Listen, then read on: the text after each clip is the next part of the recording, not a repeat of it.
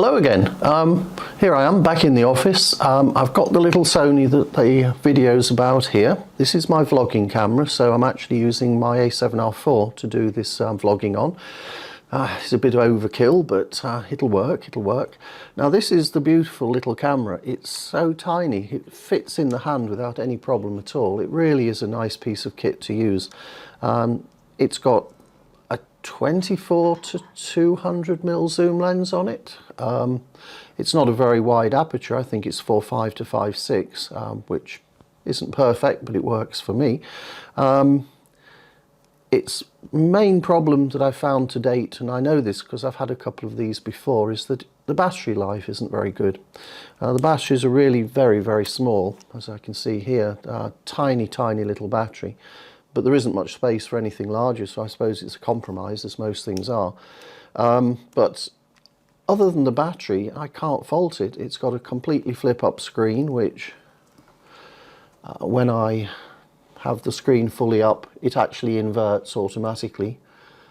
You see it's inverting, so as I turn it round, it turns. When I get it to the vertical position, the screen actually is showing the right way up, and I can see all the recording levels and everything. So when I'm vlogging, that's mounted on the tripod and I'm looking at the screen, ultimately looking at you guys as well, and talking to this and recording through this. Now yesterday when I went to Bedgebury, I decided only to take this one camera and the little baby tripod that it normally sits on. The reason for that was I had the dog with me and he needed a bit of a walk. He's been caged up for the last week. Well, not strictly caged up, but he's been stuck in the house with the weather being so bad. So I thought, well, I'd give him a bit of a break, take him out, let him have a run around. And I thought, well, Bedgebury is a nice place. There's actually quite a lot of stuff there. It's the National Pinetum, part of the National Arboretum, and it's a big area. There's plenty of walking. It's very popular, for instance, with people on mountain bikes. They're all scampering around left, right and centre, up and down the mountain sides and hills that are there. Well, no mountains, but hills. And I thought there might be opportunities to get some pictures to actually prove the capabilities of this little beastie actually as a stills camera. I know that it's very competent as a video camera because all the footage I've been taking with it up to this very one that I'm doing now has been taken with this, and it's done a very good job. Can't complain at all. It tracks my eye and the autofocus works beautifully, and it's just a pleasure to have with you. The downside, as I mentioned, is the battery life. That actually is mitigated by the fact that in the, you see here, it's got a micro SD slot. You can actually plug an external battery into that and still use the camera.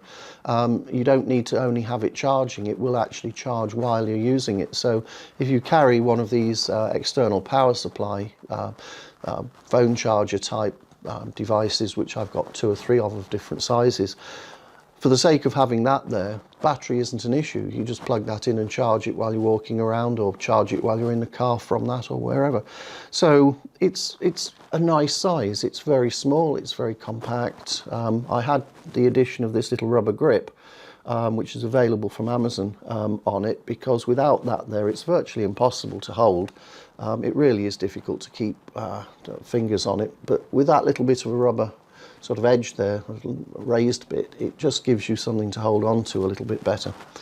I have been using this with this small rig video enclosure, but I've had to take it off because the little wooden handle part of it here interferes with this rubber part that I put on, and I haven't got round to sort of milling this out with some of my woodworking equipment to actually make that still fit in there properly. So that's sitting around doing nothing at the moment, but it will get pressed into service soon, I hope.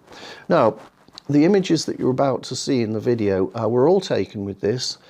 I did struggle, as I mentioned in the video, because the dynamic range of this being such a small sensor is noticeably far less than my main Sony A7R4 is. And because I don't use it for stills very often, I had to think quite sort of long and hard about what I could take and what I couldn't take with it.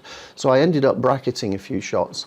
This is something I haven't done for a long time because I've got so much dynamic range on the other camera. I just basically underexpose so no highlights are blown, and then everything comes out when I post-process it in the shadow details. Whereas this one, I can't do that. So I actually bracketed 2 or 3 shots where intense bright to intense dark existed in the frame. But the net result is I'm quite pleased. The little lens on it is really very, very good. It's nice and sharp. Yes, I can't blow the images up too far, but certainly for social media and my web page, the images are perfectly good for that. So without further ado, I'll actually move across into the actual video and you can see what I made from this using this baby camera. Anyway, here we go. The first one, very fine old pine tree. A lot of detail there. It's a nice image. This is using the long end of the telephoto zoom. It's at about 200mm through a series of pine trees. I think this just looks quite pleasant in black and white. This is a close-up of a frond of new growth on one of the pine trees at ground level, or close to ground level. It's quite a pretty image. Now this one, oh look at that, that is a really old mature pine tree. That is just stunning. It's just a pleasure to be close to something like that. An old fallen tree just being left to rot where it is. Look at the colours in that. There's probably some sort of redwood pine that just died, dropped to the ground and has just been left. And a little bit of detail of the same tree. Quite an interesting piece of close-up, it's intimate detail image. Anyway, I hope those images were interesting. I hope you liked watching them. I think the Sony RX100 did a pretty good job, but I did have to adjust myself in terms of what I was expecting from it compared to what I'm used to using. But hey ho, it's worked and that's the important thing. Anyway, thanks for watching. Bye.